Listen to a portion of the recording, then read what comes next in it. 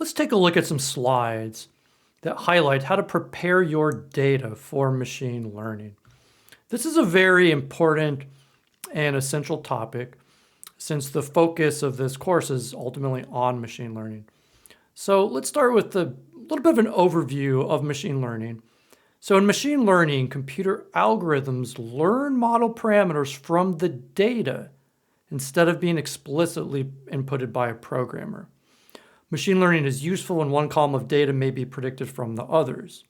These predictions should not be deterministic. Look, if columns are deterministic, meaning like, say several add up, to the column you're trying to predict, you actually don't need machine learning, okay?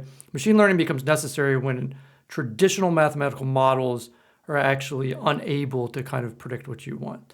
And so you want to think about influence. So if other columns may influence the predictive columns, then machine learning is definitely worth a try. Okay, so how do we choose our data for the machine learning models?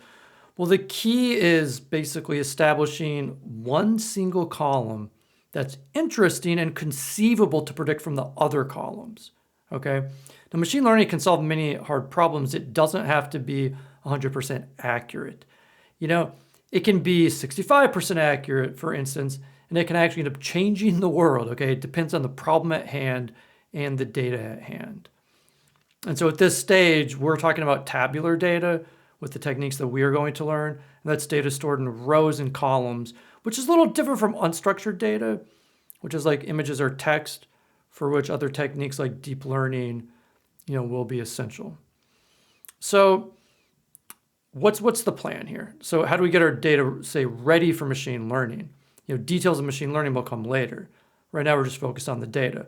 First, it has to have no null values, otherwise the machine learning models will break. Second, all columns must be numeric, same issue. If you input strings, most of the models will break. It's also very helpful to eliminate any extraneous columns, meaning columns that are not going to be helpful in making predictions. And you certainly would like to have your feature engineering, if you have any, complete. And this is when you're creating new columns of data that might be helpful in making predictions. And then finally, what you do, you establish Y, and that's the column that you are trying to predict, okay? And then you also establish your X, capital X, meaning multiple columns, and those are going to be the inputs for your model that are going to be used to predict the Y. So this is just a little bit of an overview on the slides so that you can get a sense.